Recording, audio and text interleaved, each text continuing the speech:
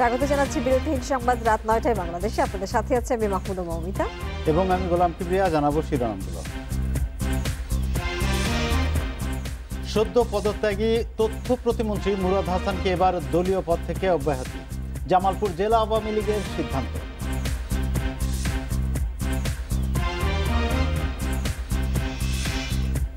নারীদের নিয়ে মুরাদের কুরুচিপূর্ণ বক্তব্য অনলাইন থেকে সরাতে হাইকোর্টের নির্দেশ, শাহবাগ থানায় ঢাবি শিক্ষার্থীদের অভিযোগ।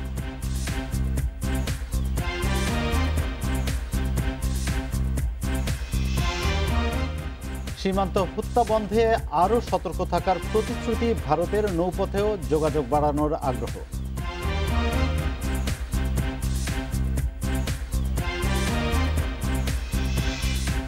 চট্টগ্রামের মুরাদপুরে খালে পড়ে কিশোরী নিখোঁজ, উদ্ধার অভিযানে ফায়ার সার্ভিসের ডুবুরি দল।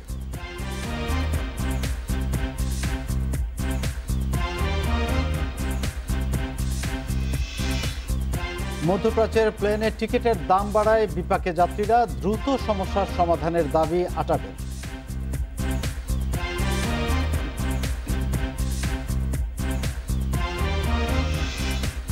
শিরোনামগুলো শুনছিলেন, এবার পুরো খবর।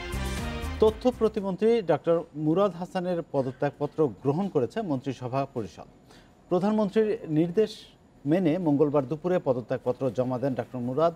পরে সেতুমন্ত্রী ওবায়দুল কাদের জানান, তাকে দল থেকে বহিষ্কারের বিষয়ে সিদ্ধান্ত হবে কার্যনির্বাহী কমিটির সভায়।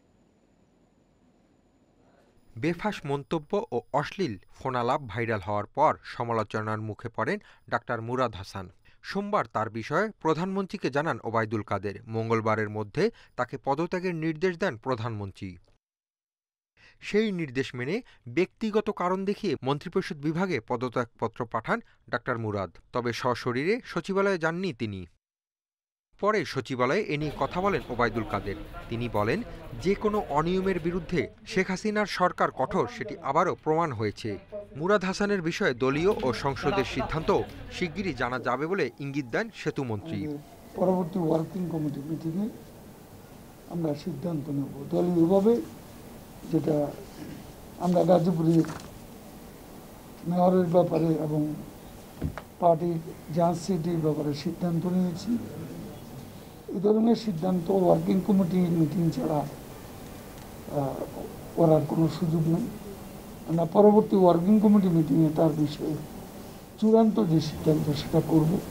সংসদ সদস্য হিসাবে সেটা তো পরের ব্যাপার, সেটা তো স্পিকারের বিষয়, সেটা স্পিকারের বিষয়, সেটা পরবর্তীতে। এদিকে তথ্য সম্প্রচার মন্ত্রী বলেন, গত ৩ মাস ধরে ডাক্তার মুরাদ হাসানের মধ্যে কিছুটা পরিবর্তন দেখা গেছে। মন্ত্রণালয়ের প্রতিমন্ত্রী হিসাবে সবসময় সহযোগিতা করেছেন, তো সেই জন্য তাকে আমি ধন্যবাদ জানাই এবং তার সুস্থতা এবং তার মঙ্গল কামনা করি। গত কয়েক মাস ধরে তার মধ্যে আমি কিছুটা পরিবর্তন লক্ষ্য করেছি এবং তার কিছু বক্তব্য, কিছু ঘটনা আসলে সরকার এবং দলকে বিব্রত করেছে। সেই কারণে মাননীয় প্রধানমন্ত্রী তাকে পদত্যাগ করার জন্য বলেছেন। মন্ত্রীরা জানান, সরকার ও দলের কে কোথায় কি করছেন সব খবর রাখেন প্রধানমন্ত্রী শেখ হাসিনা। তাই সবাইকে সংযত আচরণের আহ্বান জানান তারা। মন্ত্রিপরিষদ বিভাগে নিয়ে গেছে। Hasib Mahmud Shah, independent news, Dhaka. YouTube, Facebook সহ অনলাইন প্ল্যাটফর্ম থেকে সদ্য পদত্যাগে তথ্য প্রতিমন্ত্রী মুরাদ হাসানের কুরুচিপূর্ণ অডিও ভিডিও সরাতে টেলিযোগাযোগ নিয়ন্ত্রণ কমিশন বিটিআরসিকে নির্দেশ দিয়েছে হাইকোর্ট। দুপুরে বিচারপতি ইনায়েতুর রহিম এবং মোহাম্মদ মোস্তাফিজুর রহমানের বেঞ্চ স্বতঃপ্রণোদিত হয়ে এই আদেশ দিয়েছেন। নির্দেশনা অনুযায়ী বিটিআরসি কি ব্যবস্থা নিয়েছে বুধবার সকালের মধ্যে ডেপুটি অ্যাটর্নি জেনারেলকে তাও জানাতে বলা হয়েছে। চিত্রনায়িকা মাহিয়া মাহিকে ধর্ষণের হুমকি ও নারীর প্রতি বিদ্বেষমূলক মন্তব্য করে গত 2 দিন ধরে তোপের মুখে রয়েছেন সদ্য পদত্যাগী তথ্য ও সম্প্রচার প্রতিমন্ত্রী ডাক্তার মুরাদ হাসান। এমন পরিস্থিতিতে মঙ্গলবার দুপুরে ইন্টারনেটে ছড়িয়ে থাকা মুরাদ হাসানের অডিও ভিডিওর বিষয়টি আদালতের নজরে এনে মৌখিক নির্দেশনা চান সুপ্রিম কোর্ট আইনজীবী সৈয়দ সায়েদুল হক সুমন। এরপর স্বপ্রণোদিত হয়ে সামাজিক যোগাযোগ মাধ্যম ও অনলাইন প্ল্যাটফর্ম থেকে প্রতিমন্ত্রী মুরাদ হাসানের কুরুচিপূর্ণ অডিও ভিডিও সরাতে টেলিযোগাযোগ নিয়ন্ত্রণ কমিশনকে নির্দেশ দেয় হাইকোর্টের একটি বেঞ্চ। আদালত আমারটা আমলে নিয়েছেন, নিয়ে ডেপুটি অ্যাটর্নি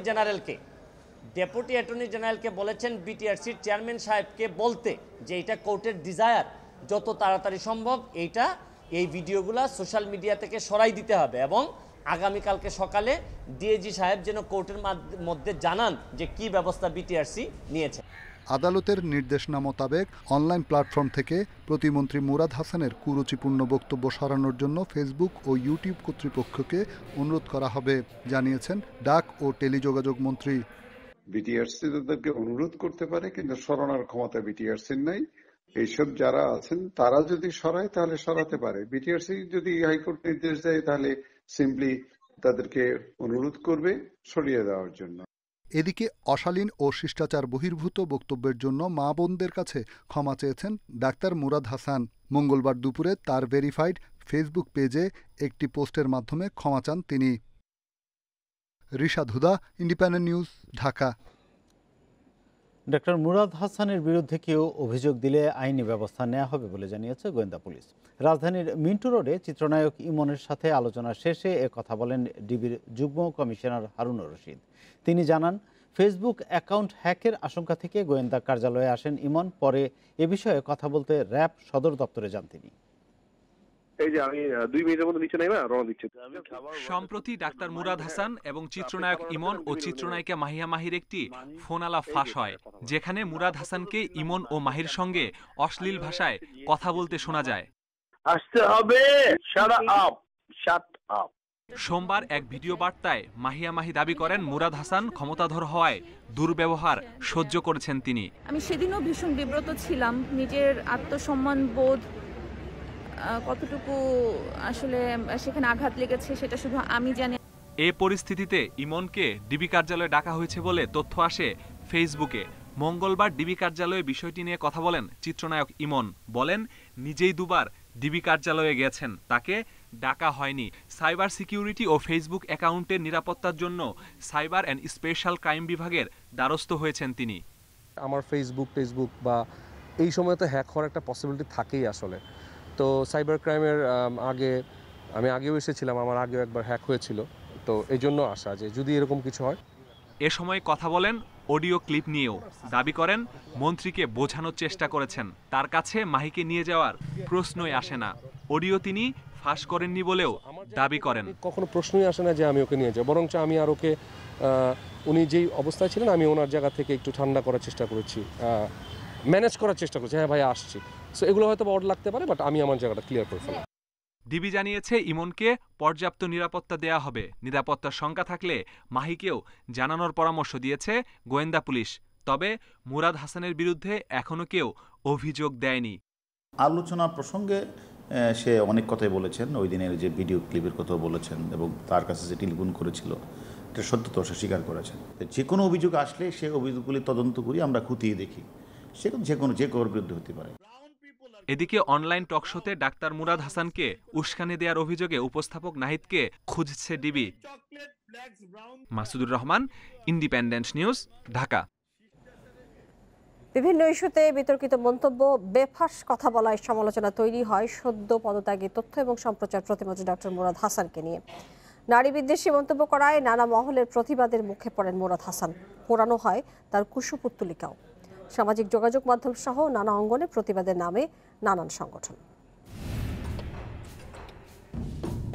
রাষ্ট্রধর্ম ও ৭২ সংবিধানে ফিরে যাওয়া নিয়ে বক্তব্য দিয়ে প্রথম আলোচনায় এসেছিলেন তথ্য ও সম্প্রচার প্রতিমন্ত্রী ডাক্তার মুরাদ হাসান। এরপর বিভিন্ন বিষয়ে একের পর এক বিতর্কিত মন্তব্য করেন তিনি। গত অক্টোবরে রাষ্ট্রধর্ম ইসলামের বিরোধিতা করে সমালোচিত হন মুরাদ হাসান। এই ঘটনার পর প্রতিমন্ত্রী ডাক্তার মুরাদের পুরানো কিছু ভিডিও ভাইরাল হয়। তখন থেকেই একের পর এক বিকৃত অশালীন বক্তব্য, প্রতিহিংসামূলক আক্রমণাত্মক অঙ্গভঙ্গি সব মিলিয়ে ভাইরাল হয়ে আলোচনায় ছিলেন ডাক্তার মুরাদ হাসান। এরপরে একটি সামাজিক ক্লাবে ঘটিয়েছেন অশোভন কাণ্ড। ক্লাব কর্তাদের তুমুল আপত্তির মুখে তাকে বের করে দেয়া হয়। এরপর তার দুটি টেলিফোন অডিও রেকর্ড ফাঁস হয়ে ভাইরাল হয়। ব্রাউন পিপল আর কি ওরা বলে ব্রাউন। বিএনপি চেয়ারপারসন খালেদা জিয়ার নাতনি জাইমা রহমানকে নিয়েও অশালীন মন্তব্য করেন জামালপুর ৪ আসনের এই সংসদ সদস্য। সংজ্ঞাটা আমাদেরকে নতুন করে এরপর থেকে সামাজিক যোগাযোগ মাধ্যম সহ বিভিন্ন মহলে সমালোচনার ঝড় ওঠে। বিষয়টি নিয়ে বিবৃতি দেন বিভিন্ন নারী সংগঠন, পোড়ানো হয় তার কুশপুত্তলিকাও। রোববার রাতে এক চিত্রনায়িকার সঙ্গে অশ্লীল কথোপকথনের অডিও ভাইরাল হলে সেই সমালোচনার ঝড় আরও তীব্রতর হয়। এমন প্রেক্ষাপটে প্রতিমন্ত্রীর পদ থেকে তাকে সরে যাওয়ার নির্দেশ দেন প্রধানমন্ত্রী। অনিমেষ কর, ইন্ডিপেন্ডেন্ট নিউজ, ঢাকা। তথ্য ও সম্প্রচার প্রতিমন্ত্রীর দায়িত্ব থেকে সদ্য পদত্যাগ করা ডক্টর মুরাদ হাসানের বিরুদ্ধে শাহবাগ থানায় অভিযোগ দায়ের করেছেন ঢাকা বিশ্ববিদ্যালয়ের এক শিক্ষার্থী।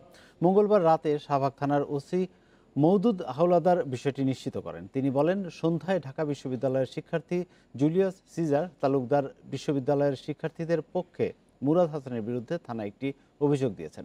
তার বিরুদ্ধে ঢাকা বিশ্ববিদ্যালয়ের নারী শিক্ষার্থীদের চরিত্র হননের অপচেষ্টা এবং ঢাকা বিশ্ববিদ্যালয় নিয়ে একটি গোষ্ঠীর মধ্যে বিরোধ সৃষ্টির অভিযোগ আনা হয়েছে। অভিযোগটি সাইবার ক্রাইম ও রাজনৈতিক হওয়ায় এটিকে সাইবার ক্রাইম ইউনিটে পাঠানো হয়েছে বলেও জানান তিনি।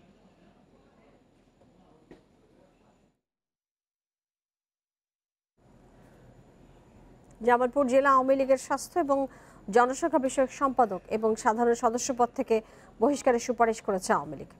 দুপুরে জেলা আওয়ামী লীগ কার্যালয়ে দলের সভায় সিদ্ধান্ত নেওয়া হয়েছে। ডক্টর মুরাদের বেপরোয়া কর্মকাণ্ডে জামালপুরবাসী লজ্জিত উল্লেখ করে জেলা সভাপতি বাকি বিল্লাহ জানিয়েছেন, তার বিতর্কিত বক্তব্যে দেশের ধর্মপ্রাণ মানুষ, সুধী সমাজ মর্মাহত।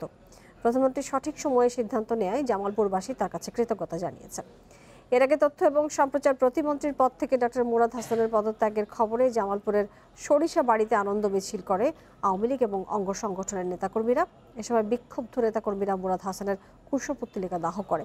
এছাড়া উপজেলার বিভিন্ন স্থানে পটকা ফুটিয়ে আনন্দ উল্লাস করে সাধারণ মানুষ।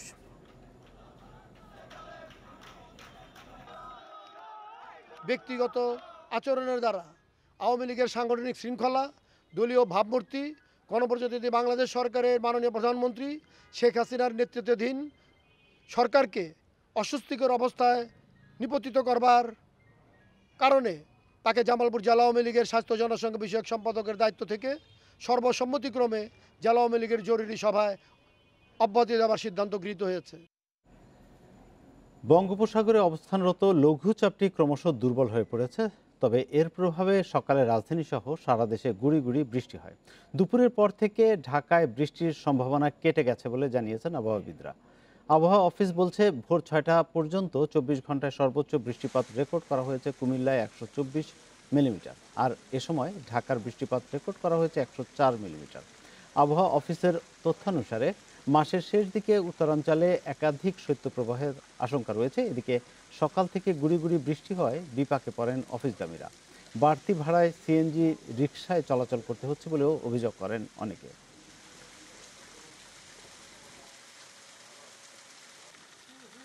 বরিশাল, চট্টগ্রাম এবং সিলেটে সেই বৃষ্টির ধারাটা আজকে অব্যাহত থাকতে পারে, তবে পরিমাণ অনেকটা কমে আসবে। আর টেম্পারেচার এখন অনেকটা কমে আসছে বৃষ্টিপাতের কারণে, তবে পুরোপুরি 10-এর কাছাকাছি কিংবা তার নিচে আসতে পারে। এটা সাধারণত আগামী মাসের এই মাসের মাঝামাঝি শেষের দিকে। করোনা সংক্রমণ রোধে টিকার বুস্টার ডোজ দেওয়ার উদ্যোগ নিয়েছে সরকার। এই পর্যন্ত দেশের 7 কোটি মানুষকে প্রথম ডোজ এবং 4 কোটি মানুষকে 2 ডোজ করোনা টিকা দেওয়া হয়েছে, জানিয়েছেন স্বাস্থ্যমন্ত্রী জাহিদ মালিক। মঙ্গলবার দুপুরে ঢাকা মেডিকেলের ইমার্জেন্সি মেডিসিন সার্টিফিকেট প্রোগ্রামের উদ্বোধন অনুষ্ঠানে একথা জানিয়েছেন তিনি। মন্ত্রী বলেছেন, এ পর্যন্ত 22 কোটি করোনার টিকা কেনার ব্যবস্থা করেছে সরকার। পাশাপাশি বিভিন্ন দেশ থেকেও পাওয়া যাচ্ছে টিকা। সব মিলিয়ে টিকার সংখ্যা দাঁড়াবে 30 কোটি। এ সময় করোনার চিকিৎসা সেবা দিতে গিয়ে হাসপাতাল ব্যবস্থাপনার উন্নয়ন হয়েছে বলে উল্লেখ করেন মন্ত্রী। তিনি বলেন, সরকারি বেসরকারি পর্যায়ে বর্তমানে প্রায় 2000 আইসিইউ রয়েছে। আগে যে সংখ্যা ছিল 850 বিভাগীয় হাসপাতালগুলোকে ডিজিটালাইজ করা হবে জানিয়ে জাহিদ মালিক বলেন, হাসপাতালগুলোর সক্ষমতা আরও বৃদ্ধি করা প্রয়োজন। এমার্জেন্সি ওয়ার্ডগুলো আরও সমৃদ্ধ করার সাথে প্রতিটি মেডিকেল এমার্জেন্সি ওয়ার্ড চালু করা হবে।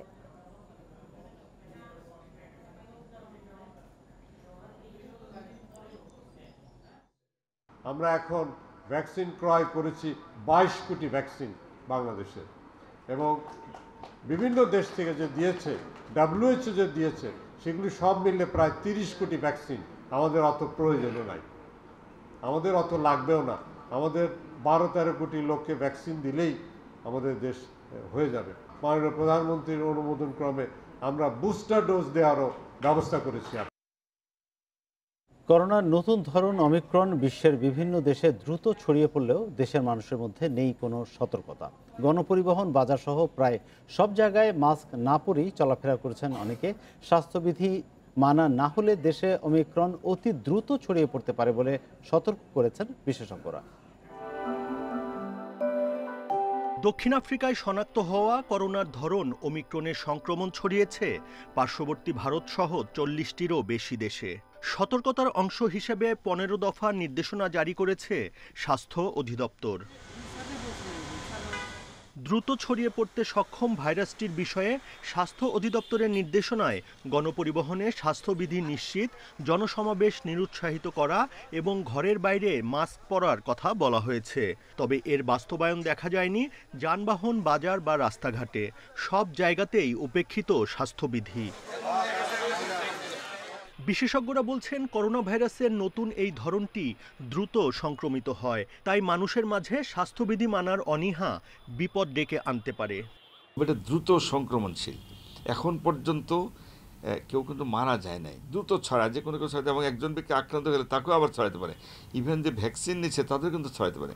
সুতরাং ওমিক্রন সম্বন্ধে আমাদের একটু সতর্ক থাকতে হবে, সচেতন থাকতে হবে। যদি আমরা স্বাস্থ্যবিধি মেনে না চলি তাহলে ডেল্টা ভেরিয়েন্টের চেয়েও বেশি ছড়ানোর সম্ভাবনা আছে ওমিক্রনের। আমাদের সবচেয়ে উত্তম ব্যবস্থা হলো প্রিভেনশন। আমরা যদি স্বাস্থ্যবিধিগুলো মেনে চলি, মাস্ক পরি, ভিড় এড়িয়ে চলি এবং সরকারের সেই 15 দফা নির্দেশনা মেনে চলি, তাহলে আমরা মনে করি যে এটা ছড়ানোর সম্ভাবনা কম থাকবে, ছড়াবে না। ওমিক্রন শনাক্ত হওয়া সাউথ আফ্রিকার 7 দেশ থেকে আগতদের 14 দিনের প্রাতিষ্ঠানিক কোয়ারেন্টিন বাধ্যতামূলক করা হয়েছে। তবে আফ্রিকা ছাড়িয়ে ভারত ও ইউরোপের বিভিন্ন দেশেও দ্রুত ছড়িয়ে পড়ছে করোনার এ ধরন। Buddhadeb Kundu, independent news, Dhaka. এবার কয়েদিদের করোনা টিকা দেওয়ার উদ্যোগ নিয়েছে সরকার। সারা দেশের 84,971 কয়েদি টিকা পাবে বলে জানিয়েছেন টিকা ব্যবস্থাপনা কমিটির সদস্য সচিব ডক্টর শামসুল হক। সকালে টেলিফোনে এই তথ্য জানিয়েছেন তিনি। ডক্টর শামসুল হক বলেছেন, টিকা দেওয়ার নির্দেশনা এরই মধ্যে সিভিল সার্জনদের কাছে পৌঁছে দেওয়া হয়েছে। বৃহস্পতিবার থেকে চট্টগ্রামে এই কার্যক্রম শুরু হলেও অন্য জেলাগুলোতে পর্যায়ক্রমে টিকা দেওয়া হবে। সিভিল সার্জনরা জেল কর্তৃপক্ষের সাথে আলোচনা করে সিনোফার্ম, অ্যাস্ট্রাজেনেকা সহ অন্য টিকা দেবেন কয়েদিদের।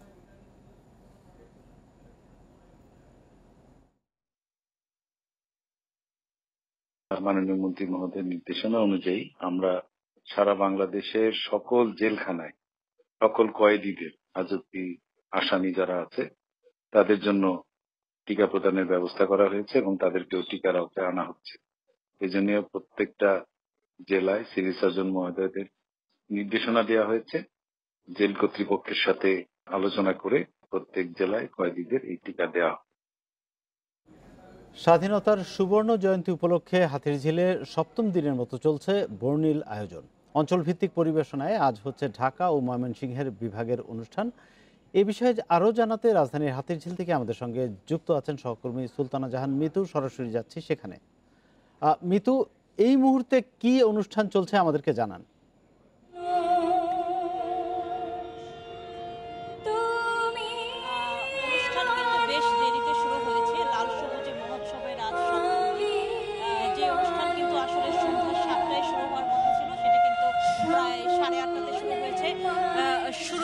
আজ কিন্তু আপনি জানেন যে ঢাকা এবং ময়মনসিংহ অঞ্চলের বিভিন্ন আঞ্চলিক পরিবেশনা তুলে ধরা হবে দর্শকদের উদ্দেশ্যে। এখন আসলে এখানে মঞ্চে উপস্থাপন করা হচ্ছে ময়মনসিংহ গীতিকার মহুয়ার পালা, সেটি দিয়েই কিন্তু আজকের অনুষ্ঠান শুরু হয়েছে। আর এখানে সবকিছু মিলিয়ে বলা যায় যে এই অনুষ্ঠান কিন্তু আসলে এখানে যারা দর্শকরা উপস্থিত হয়েছেন তারা কিন্তু বেশ ভোরেই কিন্তু তারা এই উপভোগ করছেন। কেননা এই ধরনের আয়োজন কিন্তু বলা যায় আমাদের ঠিক কেন্দ্রীয়ভাবে আয়োজিত হয় না। তো সবকিছু মিলিয়ে দর্শকরা কিন্তু বেশ উপভোগ করছেন। আর গত দুদিন কিন্তু বৈরী আবহাওয়ার কারণে কিন্তু এই লাল সবুজের মহোৎসবে কিছুটা ভাটা পড়েছিল। আজ থেকে কিন্তু আবার সেই উৎসব জমে উঠেছে।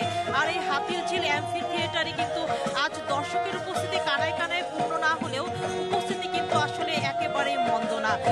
আর করোনার পরে আসলে দীর্ঘ 2 বছর পরে এমন একটি আয়োজন, এত বড় একটি আয়োজন আসলে সবার কাছেই, এবং সেই সাথে বিজয়ের 50 বছর পূর্তি সুবর্ণ জয়ন্তী, দর্শকদের কাছেও কিন্তু এবং সকলের কাছেই কিন্তু এই উৎসবের একটি ভিন্ন মাত্রা রয়েছে। আপনি জানেন যে এই বিজয়ের লাল সবুজের এই মহোৎসব স্বাধীনতার সুবর্ণ জয়ন্তী উপলক্ষে আয়োজন করেছে ব্যবসায়ীদের শীর্ষ সংগঠন FBCCI এবং প্রধান পৃষ্ঠপোষক কিন্তু বেক্সিম গ্রুপ। সবকিছু মিলিয়ে বলা যায় যে আজকের যে আয়োজন সেটি বেশ সুন্দরভাবে শুরু হয়েছে এবং দর্শকরা উপভোগ করছেন। আর আজকের এই আয়োজনে প্রধান অতিথি হিসেবে উপস্থিত ছিলেন স্বরাষ্ট্রমন্ত্রী আসাদুজ্জামান খান কামাল সহ অন্যান্য বিশিষ্ট ব্যক্তিবর্গ। আর সেই সাথে সকলেই কিন্তু আসলে একটি কথাই বলেছেন যে যাদের আত্মত্যাগের বিনিময়ে বিজয় এসেছে, যে মহান নেতা জাতির পিতা বঙ্গবন্ধু শেখ মুজিবুর রহমানের নেতৃত্বে মিলেছে বাঙালির নিজস্ব মানচিত্র, যার সুদক্ষ শাসনে দেশ উঠে এসেছে উন্নয়নের মহাসড়কে, তাদের সবার প্রতি বিনম্র কৃতজ্ঞতা জানাতেই এই আয়োজন। সবকিছু মিলে তারা আশা করছেন যে 16ই ডিসেম্বর বিজয়ের 50 বছর পূর্তি, বিজয়ের সুবর্ণ জয়ন্তীর দিন পর্যন্ত এই আয়োজন সফল হবে এবং সবাই আসলে এই অনুষ্ঠান উপভোগ করবেন। সবকিছু মিলিয়ে হাতিঝিল থেকে জানাচ্ছিলেন সুলতান জাহান মিতু। চট্টগ্রামের মুরাদপুরে চশমা খালে পড়ে এক কিশোর নিখোঁজ হয়েছে। গতকাল বিকেলে নিখোঁজ হলেও এখনও তার সন্ধান মেলেনি। প্রায় 24 ঘন্টা পর খবর পেয়ে উদ্ধার অভিযান শুরু করেছে ফায়ার সার্ভিসের ডুবুরি দল। তবে ময়লা আবর্জনার কারণে বিঘ্নিত হচ্ছে উদ্ধার তৎপরতা। নগরীর আন্দরকিল্লা এলাকার 12 বছরের কিশোর মোহাম্মদ কামাল বন্ধু রাকিবকে নিয়ে সোমবার দুপুরে চশমা খালে বোতল কোড়াতে নেমেছিলেন। এক পর্যায়ে 2 বন্ধু খালের ভেতর একটি সাঁতার কাটার টিউব পেয়ে তাতে ভেসে খেলতে শুরু করে। হঠাৎ ময়লা আবর্জনার নিচে তলিয়ে যায় তারা। ফর্মের তলে দিয়ে গেছি, তারপরে আমি এখানে এসে বাড়ি খেয়েছি। বাড়ি খাওয়ার পরে আমি উঠে ওকে দেখি নাই। রাকিব খাল থেকে উপর উঠে আসতে পারলেও কামালকে না পেয়ে খবর দেয় পরিবারকে। সোমবার রাত থেকে মঙ্গলবার দুপুর পর্যন্ত ছেলের সন্ধান পাননি তার বাবা। পরে খবর দেওয়া হয় ফায়ার সার্ভিসকে। এখানে ময়লা আমি দেখি কি সব ময়লাই ময়লা, নাড়ার গোটা রায় ময়লার ভিতরে 4টা আছে, কোনো ছেলের কোনো না। বাবা বাবা কই বাবা, বাবাকে এখনো দেখি নাই। বিকেল 4:30টায় কাজ শুরু করলেও আবর্জনার নিচে কাউকে খুঁজে বের করা কঠিন বলে জানিয়েছে ফায়ার সার্ভিস। এজন্য সিটি কর্পোরেশনকে জানিয়েছে তারা। এখন ডুবুরি এটা সার্চ করতেছে, কিন্তু সবচেয়ে বড় কথা হলো এখানে ময়লার যে স্তূপ, তো আমাদের ডুবুরি খুব কষ্ট হচ্ছে। তো আমরা কমিশনকে ফোন দিচ্ছি, তো ওনারা লোক পাঠাচ্ছে এটা ময়লাটা দূর করার জন্য। এখন ময়লাটা দূর করতে পারলে তাহলে আমরা দেখবো, চেষ্টা করে। গেল জুন থেকে এ পর্যন্ত চট্টগ্রামে নালায় পড়ে 3 জন মারা গেছে। এর বাইরে খালে পড়ে সালে আহমেদ নামে একজন নিখোঁজ রয়েছে প্রায় 3.5 মাস ধরে। Iftekhar Faisal, independent news, Chattogram. এ নিয়ে আরো জানাতে চট্টগ্রাম থেকে যুক্ত হচ্ছেন সহকর্মী অনুপম শীল। অনুপম, ফায়ার সার্ভিসের উদ্ধার কার্যক্রম এখনো চলছে কিনা?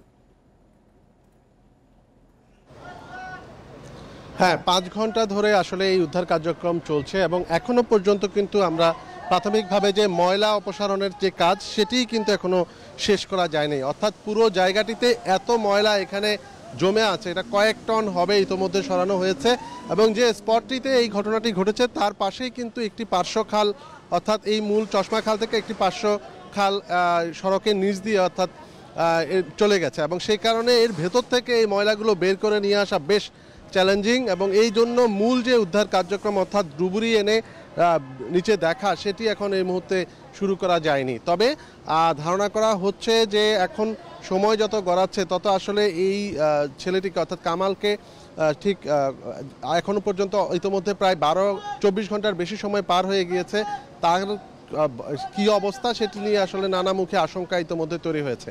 আমরা ফায়ার সার্ভিসের এখানকার একজন উপসহকারী পরিচালক, তার সাথে কথা বলেছিলাম।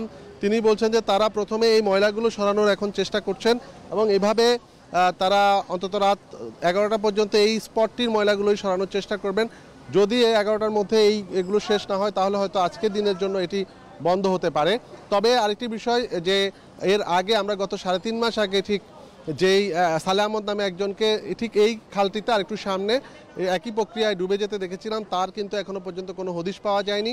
এবং সেক্ষেত্রে আমরা দেখেছিলাম যে এই এলাকাটি থেকে আরও অন্তত 8 থেকে 9 কিলোমিটার দূরে খালগুলোতেও কিন্তু ফায়ার সার্ভিসের পক্ষ থেকে ব্যাপক তল্লাশি করেও কিন্তু তার হদিশ পাওয়া যায়নি। সেক্ষেত্রে এই কামালের ভাগ্য আসলে কি ঘটতে যাচ্ছে সেটি এখন আশঙ্কা এখানে তৈরি হচ্ছে। আর যেহেতু অনেক বেশি ময়লা এবং এই ময়লার ভেতর থেকে আসলে একজন সুস্থ সবল মানুষও এখানে পড়লে উঠতে পারাটা খুবই কঠিন ব্যাপার। সেক্ষেত্রে একটি বাচ্চাকে এখানে পড়ে যাওয়ার পর সে পানির স্রোত পাশাপাশি এই ময়লা ঠেলে উঠাটা তার জন্য আসলেই বোঝাই যাচ্ছে আসলে কতটা সংকটাপন্ন। আর এখানে কিছুক্ষণ আগে বিকেলে এই যে ঘটনা এখানে সিডিএ কাজ করছে এবং সিটি কর্পোরেশন খালের যে পরিস্থিতি আমরা দেখছি, আসলে এই দায় আসলে তারা নিচ্ছেন কিনা কেউ? সিডিএ কি বলছে এই উন্নয়ন প্রকল্পের ক্ষেত্রে আসলে কি ধরনের কার্যক্রম নেওয়া উচিত ছিল তাদের এই খালের যখন এই পরিস্থিতি জলাবদ্ধতায়? ইতিমধ্যে আমরা অন্যান্য সময়ে যেমনটা দেখি যে পারস্পরিক দায় চাপানোর একটি প্রবণতা আজকেও কিন্তু ইতিমধ্যে এটি শুরু হয়েছে। কারণ এখানে আমি সেই কথাটাই বলতে যাচ্ছিলাম যে চট্টগ্রাম সিটি কর্পোরেশনের মেয়র তিনি কিছু বিকেলে নাগাদ এখানে এসেছিলেন। তিনি কিন্তু যথারীতি এই খালের যেহেতু সংস্কার কাজ এখন জলাবদ্ধতা নিরসন প্রকল্পের আওতায় চলছে, তিনি যথারীতি বলেছেন যে এই খালের এখনকার দেখাশোনার বিষয়টি চট্টগ্রাম উন্নয়ন কর্তৃপক্ষের উপরে। এবং আমরা এই গত সময়ও দেখেছি যে সিডিএ সিটি কর্পোরেশনকে দোষ দিয়েছে এবং সিটি কর্পোরেশন সিডিএর উপর দায় চাপিয়েছে, কিন্তু বাস্তবতা হচ্ছে নগরীর রাস্তাঘাটে বা এই ধরনের একেবারে এই খোলা নালাগুলোতে, ড্রেনগুলোতে, খালগুলোতে মানুষ পরে বেঘরে প্রাণ হারাচ্ছেন। এবং বিষয়টি এতই বেদনাদায়ক যে অনেকের মরদেহটিও শেষ পর্যন্ত আসলে হদিশ পাওয়া যাচ্ছে না। খালের যে পরিস্থিতি, আমরা যে খাল পরিষ্কারের দায়িত্ব সিটি কর্পোরেশনের, তো এটি নিয়ে আসলে নানামুখী আলোচনা আছে। অর্থাৎ দুই সংস্থাই পরস্পরের উপর দায় দিচ্ছেন। এখানে সিডিএ যেটি বলেন যে তারা শুধুমাত্র 315 কিলোমিটারের মতো খাল চট্টগ্রামের মধ্যে তারা এই সংস্কার যে জলাবদ্ধতা নিরসন প্রকল্পের আওতায় ঠিক করছেন, কিন্তু এটির যে প্রাথমিক যে পরিষ্কার পরিচ্ছন্ন রাখা সেটির দায়িত্ব সিটি কর্পোরেশনের। কিন্তু সিটি কর্পোরেশন বরাবরই বলে যে যেহেতু এইখানে জলাবদ্ধতা নিরসনের একটি প্রকল্প কাজ করছে, সেখানে তাদের পরিষ্কার পরিচ্ছন্নতার দায়ও সিডিএর। এই যে পারস্পরিক দোষারোপ, পারস্পরের উপর দায় চাপানো, এটির মধ্য দিয়ে আসলে সময় চলছে। অনুপম শীল, আপনাকে অনেক ধন্যবাদ আমাদেরকে এ বিষয়ে তথ্য দেওয়ার জন্য। দুর্বার গণ আন্দোলনের মাধ্যমে খালেদা জিয়াকে মুক্ত করে তাকে উন্নত চিকিৎসার জন্য বিদেশে পাঠানো হবে বলে মন্তব্য করেছেন বিএনপি মহাসচিব মির্জা ফখরুল ইসলাম আলমগীর। মঙ্গলবার বিকেলে জাতীয় প্রেস ক্লাবের সামনে জাতীয়তাবাদী আইনজীবীদের সমাবেশে একথা বলেন তিনি। বিএনপি চেয়ারপারসন খালেদা জিয়ার মুক্তি ও বিদেশে চিকিৎসার দাবিতে এই সমাবেশ অনুষ্ঠিত হয়। জাতীয়তাবাদী আইনজীবী সমিতির সদস্য সচিব অ্যাডভোকেট ফজলুর রহমান বলেন, শনিবারের মধ্যে খালেদা জিয়াকে বিদেশে না পাঠালে আন্দোলনে নামবে আইনজীবীরা। সমাবেশে প্রধান অতিথি হিসেবে যোগ দেন বিএনপি মহাসচিব মির্জা ফখরুল ইসলাম আলমগীর।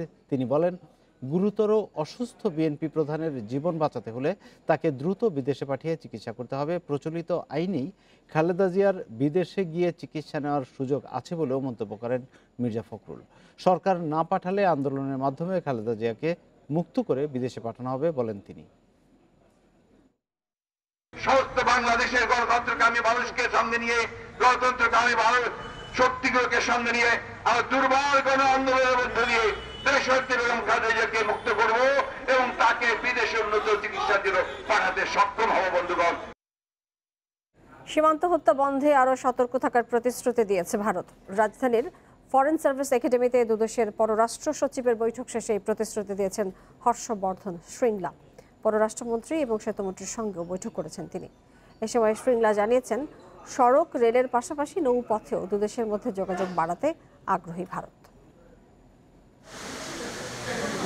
আগামী সপ্তাহে ঢাকা সফরে আসবেন ভারতের রাষ্ট্রপতি রামনাথ কোবিন্দ। জানুয়ারিতে দিল্লি যাওয়ার কথা রয়েছে প্রধানমন্ত্রী শেখ হাসিনার। এসব বিষয় নিয়ে আলোচনা করতে দুদিনের সফরে ঢাকায় এসেছেন ভারতের পররাষ্ট্র সচিব হর্ষবর্ধন শ্রীংলা। প্রথম দিন রাজধানীর ফরেন সার্ভিস একাডেমিতে পররাষ্ট্র সচিব মাসুদ বিন মোমেনের সঙ্গে বৈঠক করেন শ্রীংলা। এতে সীমান্ত হত্যা বন্ধ, তিস্তা সহ অমীমাংসিত নানা ইস্যু নিয়ে আলোচনা হয়। পরে সচিবরা জানান, দুদেশের সম্পর্ক আরও দৃঢ় করতে নতুন করে সহযোগিতা বাড়ানোর বিষয়ে একমত হয়েছে ঢাকা দিল্লি। আমাদের যে বর্ডার নিয়ে আমরা আলোচনা করেছি, আরও শান্তিপূর্ণ বর্ডার কিভাবে আমরা করতে পারি সেটা নিয়ে আলোচনা করেছি। কোভিড কোঅপারেশন আমাদের মধ্যে কন্টিনিউ রাখতে হবে। This is something which is very rare. অমীমাংসিত ইস্যু নিয়ে আলোচনা চলছে। আমরা পুরনো সমস্যা সমাধানে আন্তরিক, একই সাথে নতুন নতুন ক্ষেত্রে আরও কিভাবে সহযোগিতা বাড়ানো যায় তা নিয়ে আলোচনা করছি। সড়ক রেলের পাশাপাশি নৌপথে বাংলাদেশের সঙ্গে যোগাযোগ বাড়ানো এখন ভারতের সবচেয়ে অগ্রাধিকার। এরপর পররাষ্ট্র মন্ত্রণালয় মন্ত্রী এ কে আব্দুল মোমেনের সঙ্গে বৈঠক করেন ভারতের পররাষ্ট্র সচিব।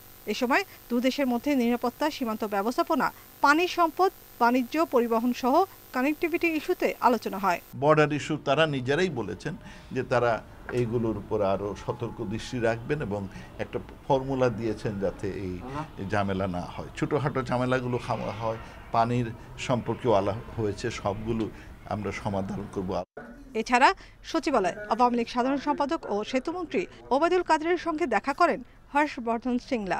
বাংলাদেশের কোনো এ ব্যাপারে দুর্ভাবনার কারণে বাংলাদেশ যত ডোজ দরকার ভারত সরবরাহ করবে। শিগগিরই ভারত থেকে 50 লাখ করোনা টিকা পাঠানো হবে। আশা করি আর কোনো সংকট হবে না। যখনই বাংলাদেশের প্রয়োজন হবে ভারত টিকা পাঠাবে। বুধবার প্রধানমন্ত্রী শেখ হাসিনার সঙ্গে সৌজন্য সাক্ষাৎ করে দিল্লি ফিরে যাবেন ভারতের পররাষ্ট্র সচিব। Nafiza Dubla, independent news, Dhaka. হঠাৎ করে মধ্যপ্রাচ্যগামী উড়োজাহাজের টিকিটের দাম বাড়ায় বিপাকে পড়েছেন বিদেশগামীরা। অনৈতিকভাবে মুনাফার চেষ্টা করছে এয়ারলাইন্সগুলো, অভিযোগ association of travel agents of Bangladesh আটাবের। দ্রুত সমস্যা সমাধানের দাবি তাদের। নভেম্বরে ঢাকা থেকে দুবাইয়ের বিমান ভাড়া ছিল 40,000 টাকা, কিন্তু বর্তমানে সেই টিকিটের দাম 87,000 টাকা। মাস্কট, সৌদি আরব সহ সব রুটেই ভাড়া বেড়েছে 2 থেকে 3 গুণ। এর প্রতিবাদে মঙ্গলবার রাজধানীর পল্টনে একটি হোটেলে সংবাদ সম্মেলন করে association of travel agents of Bangladesh ATAB. ভাড়া বাড়ার কারণে অনেক প্রবাসী যেতে পারছেন না কর্মস্থলে, ফলে চাকরি হারানোর শঙ্কায় অনেকেই। বিমান সংস্থাগুলোর অনৈতিক ভাড়া বৃদ্ধির কাছে রেমিটেন্স যোদ্ধারা আজ অসহায় হয়ে রাস্তায় রাস্তায় ঘুরে বেড়াচ্ছেন। অন্যদিকে মধ্যপ্রাচ্য থেকে ছুটিতে আসা যাত্রীরা নিয়োগকর্তা কর্তৃক কর্মক্ষেত্রে যোগদানের জন্য প্রচণ্ড চাপে রয়েছেন। বিমানের অনৈতিক উচ্চ মূল্যের এই ভাড়া তাদের গলার ফাঁস হয়ে দাঁড়িয়েছে। বাংলাদেশ থেকে মধ্যপ্রাচ্যে প্রতিদিন 5,000 টিকিটের চাহিদা থাকলেও মিলছে 3,500। অনেকে ভাবছে যে ওমিক্রন অথবা থার্ড ডোজ এই কারণে তারা হয়তো আটকা পড়বে, তারা যেতে পারবে না। যেহেতু সৌদি আরব শর্ত আরোপ করেছে ফেব্রুয়ারি থেকে যেতে হলে থার্ড ডোজ লাগবে, এই কারণেই তারা এখন যেতে চাচ্ছেন। এবং সামনে আমরা হাজার হাজার হয়তো লক্ষ লক্ষকে অভিবাসীকে, মধ্যপ্রাচ্যগামী অভিবাসীদেরকে দেখতে পাবো যারা ঢাকার সড়কে অবস্থান করছে তাদের টিকিটের জন্য। সমস্যা সমাধানে অতিরিক্ত ফ্লাইট পরিচালনা, প্রবাসীদের জন্য বিশেষ ভাড়া নির্ধারণ সহ 4টি প্রস্তাবনা দিয়েছে আটাব। বন ইবনে কামাল, ইন্ডিপেন্ডেন্ট নিউজ, ঢাকা। বৃষ্টিতে দুদিনের বেশি খেলা না হওয়ার পরও ঢাকা টেস্টে হারের শঙ্কায় বাংলাদেশ। চতুর্থ দিনে পাকিস্তান 300 রানে প্রথম ইনিংস ঘোষণার পর দিন শেষে স্বাগতিকরা 76 রান তুলতে হারিয়েছে 7 উইকেট। 6 উইকেট নিয়ে বাংলাদেশকে ধসিয়ে দিয়েছেন স্পিনার সাজিদ খান। শেষ দিনে তাই ইনিংস হারের শঙ্কায় মুমিনুলের দল। 20 উইকেট নিয়ে মাত্র 1.5 দিন পার করার চ্যালেঞ্জ বাংলাদেশের। ঢাকা টেস্টের প্রায় অর্ধেকটা বৃষ্টির পেটে যাওয়ার পরও ঠিক হারের শঙ্কায় টাইগাররা। 76 রান তুলতে নেই 7 উইকেট। মাত্র 26 ওভার ব্যাট করে এই হাল। টেস্ট ক্রিকেটে 21তম বছরে এসেও কতটা মলিন সাদা পোশাকের বাংলাদেশ। টাইগার টপ অর্ডার বলতেই যেন কিছু নেই, পুরোটাই লোয়ার অর্ডার। টেস্ট ক্রিকেটে জয়ের শুরুটা অশ্বনিম্ব দিয়ে। নতুন জনের শূন্যের পাশে অন্য ওপেনার সাদমান দায়িত্ব সারলেন 3 রানে। দুর্দশা বাড়ে মুমিনুলের সিদ্ধান্তহীনতায়। 20 রানে 2 উইকেট হারানো দলের অধিনায়ক কেন রান আউট হবেন? দৃঢ়তার বদলে হতাশা বাড়িয়ে গেছেন মুশফিক। কাটা পড়েন ফেভারিট শট স্লগ সুইপে। বিপর্যয়ে বাড়তে পারত শান্তর বিদায়, তবে নো বলের কল্যাণে পেয়েছেন জীবন। উইকেট ছুড়ে এসেছেন লিটন, আর সেট হওয়া শান্তকে ফিরিয়ে ক্যারিয়ারের প্রথম 5 উইকেট সাজিদ খানের। তার পরের শিকার মেহেদি মিরাজ। এ যেন শুধু আসা যাওয়ার মিছিল। 23 রানে সাকিবই ভরসা ফলো অন এড়াতে। 3 উইকেট নিয়ে 100 টপকালেই না পাকিস্তানকে আবার ব্যাটিং করানো যাবে। দ্বিতীয় আর তৃতীয় দিন ছিল পুরোটাই বৃষ্টির দখলে। চতুর্থ দিনের সকালটা বৃষ্টিমুক্ত। তারপরও মাঠ প্রস্তুতিতে 1 ঘন্টা 20 মিনিট পর শুরু হয় খেলা। খালেদ এবাদতরা আবহাওয়ার সুবিধা নিয়ে ভালো শুরু এনে দেন। আজহারকে 56তে থামান এবাদত। আর বাবর আজম হয়েছেন খালেদের প্রথম শিকার। কিন্তু রিজওয়ান ফাওয়াদের 250-তে ঠিকই সব সামলে নেয় পাকিস্তান। অপেক্ষা ছিল শুধু 300 রান তুলে স্বাগতিকদের চ্যালেঞ্জ জানানো। ফাওয়াদ রিজওয়ানের সেঞ্চুরি পার্টনারশিপে সেটা পূরণ করেই ইনিংস ঘোষণা সফরকারীদের। কে জানে আড়াই দিনের খেলার টেস্ট হারের লজ্জা অপেক্ষা করছে কিনা বাংলাদেশের। Mohammad Najdim, independent news, Dhaka. ভারত সফরে অদম্য বাংলাদেশ অনূর্ধ্ব 19 দল। কলকাতায় ওয়ানডে ট্রাই সিরিজের চ্যাম্পিয়ন ইয়াং টাইগার্স। ফাইনালে ভারত বি দলকে 53 রানে গুড়িয়ে লাল সবুজের জয় 181 রানে। ইডেন গার্ডেন্সে আগে ব্যাট করে 234 রান তুলে বাংলাদেশ সর্বোচ্চ 93 রান করেন আইচ মোল্লা। জামানের ব্যাটে আসে 50। 3 উইকেট নেন ধানুষ। জবাবে 5 রান তুলতেই 3 উইকেট হারায় ভারত বি দল। সেই ধাক্কা আর কাটিয়ে উঠতে পারেনি তারা। নিয়মিত উইকেট পড়ায় 22তম ওভারে মাত্র 53 রানে অল আউট হয় স্বাগতিকেরা। নাইমুর রহমান 16 রানে নেন 4 উইকেট। আশিকুর ও মেহরাব নেন 2টি করে উইকেট। সিরিজের ট্রফি তুলে দেন বিসিসিআই সভাপতি Sourav Ganguly.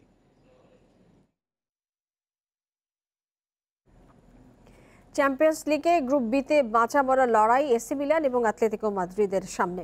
Group runner up হওয়ার প্রতিযোগিতায় রাত 2টায় ভিন্ন ম্যাচে নামবে এই দুই জায়ান্ট। এর আগে পিএসজির মুখোমুখি হবে ব্রাগা আর লাইপজিগের অতিথি ম্যান সিটি।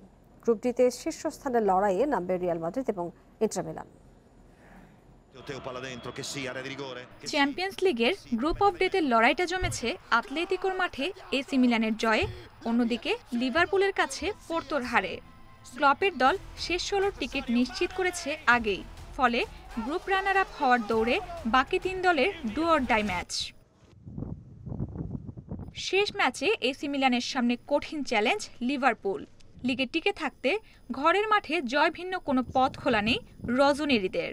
হারাতে হবে গ্রুপ পর্বে অপরাজিত অলরেডদের। একই সাথে অপেক্ষায় থাকতে হবে অন্য ম্যাচে আতলেতিকোর কাছে পোর্তোর পয়েন্ট হারানোরও। লিভারপুল ভালো দল, তবে কঠিন প্রতিপক্ষের বিপক্ষে জিতেই আমরা শেষ 16 নিশ্চিত করতে চাই। কৌশলগতভাবে তাদের প্রতিরোধের চেষ্টা থাকবে। এদিকে আতলেতিকো মাদ্রিদ মুখোমুখি হবে পোর্তোর। জয়ের পাশাপাশি মিলানের হারের অপেক্ষায় থাকতে হবে স্প্যানিশ জায়ান্টদের। গুরুত্বপূর্ণ ম্যাচে নেই সেভিচ, নিষেধাজ্ঞায় ফেলিপে। আক্রমণে গ্রিজম্যান, সুয়ারেজে ভরসা সিমিওনের।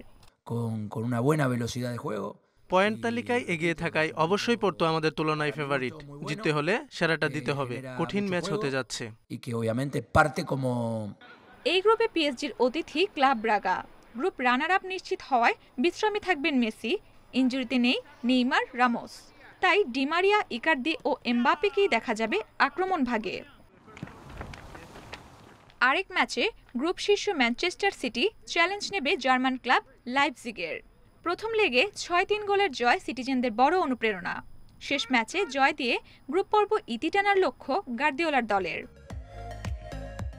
অন্যদিকে ডি গ্রুপে 2 জায়ান্ট রিয়াল মাদ্রিদ ও ইন্টার মিলানের লড়াইটা গ্রুপ শীর্ষ হওয়া নিয়ে। 12 পয়েন্ট নিয়ে একে আনচেলত্তির দল। ঘরের মাঠে সুবিধাজনক অবস্থানে থাকবে লস ব্লাঙ্কোরা। ড্র করলেই গ্রুপ সেরা হবে। বিপরীতে 10 পয়েন্ট নিয়ে 2-এ থাকা নিরাজদুরিদের দরকার 3 point. Roksana Afroz, independent news. এই ছিল খেলার খবরে। এবার অন্যান্য প্রসঙ্গ।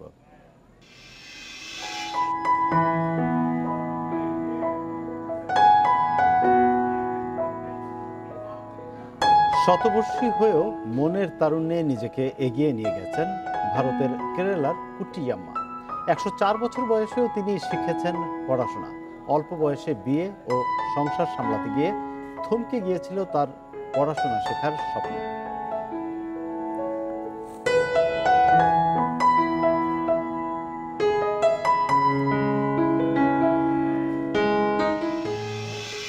আর এ নিয়ে প্রতিবেদনটি থাকছে সংবাদের শেষ অংশে। যাচ্ছে পরের প্রসঙ্গে।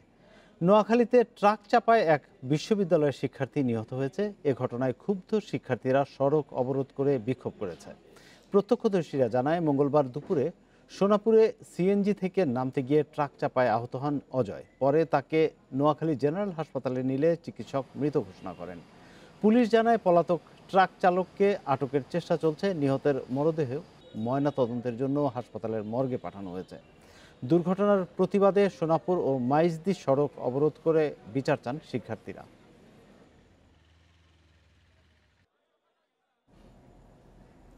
যুক্তরাজ্যের প্রধান বিরোধী দল লেবার পার্টির নতুন ছায়া মন্ত্রিসভার শ্যাডো ইকোনমিক সেক্রেটারি হিসেবে দায়িত্ব পেয়েছেন বঙ্গবন্ধু শেখ মুজিবুর রহমানের নাতনি টিউলিপ সিদ্দিক। একই সঙ্গে তিনি লন্ডনের ফিনান্সিয়াল সিটির ছায়া মন্ত্রী হিসেবেও থাকবেন। নতুন দায়িত্বের কথা টুইটে নিশ্চিত করেছেন টিউলিপ। তিনি শ্যাডো চ্যান্সেলর রিচার্ড রিভস এমপির দলে গুরুত্বপূর্ণ দায়িত্ব পালন করবেন। ব্যাংক, ইন্স্যুরেন্স সহ সামগ্রিক আর্থিক খাতে সরকারের কর্মকাণ্ডের ওপর লেবার দলের হয়ে নজরদারি করবেন তিনি। ইউক্রেন ইস্যুতে ভার্চুয়াল বৈঠক করেছেন মার্কিন প্রেসিডেন্ট জো বাইডেন এবং রুশ প্রেসিডেন্ট ভ্লাদিমির পুতিন। ইউক্রেন সীমান্তে রুশ সেনা মোতায়েনের ঘটনার মধ্যেই আলোচনা শুরু করলেন দুই নেতা। তবে বিশ্লেষকরা বলছেন বাইডেন ও পুতিনের মধ্যে সমঝোতার কোনো ধরনের আপোষের সম্ভাবনা খুবই ক্ষীণ। হোয়াইট হাউসের মুখপাত্র জেন সাকি জানান, আলোচনায় মার্কিন কূটনীতিকে প্রাধান্য দেবেন বাইডেন। আলোচনায় ইউক্রেন সীমান্তে রাশিয়ার সামরিক তৎপরতা নিয়ে মার্কিন উদ্বেগের কথা তুলে ধরবেন তিনি। এছাড়া সাইবার নিরাপত্তা ইস্যু নিয়েও দুজনের আলোচনা হতে পারে। শতবর্ষী হয়েও মনের তারুণ্যে নিজেকে এগিয়ে নিয়ে গেছেন ভারতের কেরালার কুট্টিয়াম্মা। 104 বছর বয়সেও তিনি শিখেছেন লেখাপড়া। অল্প বয়সে বিয়ে এবং সংসার সামলাতে গিয়ে থমকে গিয়েছিল তার পড়াশোনার স্বপ্ন। ভারতের দক্ষিণাঞ্চলীয় রাজ্য কেরালার অধিবাসী কুট্টিয়াম্মা সবসময় চেয়েছেন পড়ালেখা করতে, কিন্তু অভাবের সংসারে কখনোই বিদ্যালয়ের চৌকাঠে পা রাখা হয়নি তার।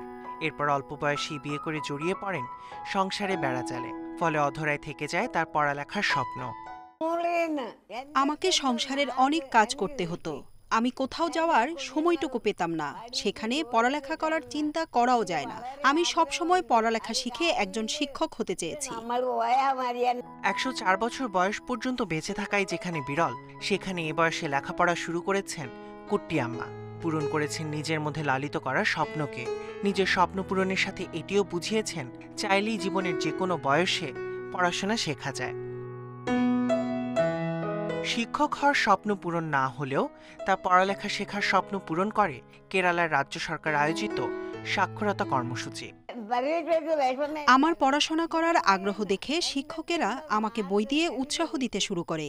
আমি বইগুলো বারবার পড়তাম। যদি কিছু বুঝতে না পারতাম তবে তাদের কাছ থেকে বুঝে নিতাম। সম্প্রতি রাজ্যটিতে হওয়া সাক্ষরতা পরীক্ষায় তিনি 100-তে পেয়েছেন 89 নম্বর।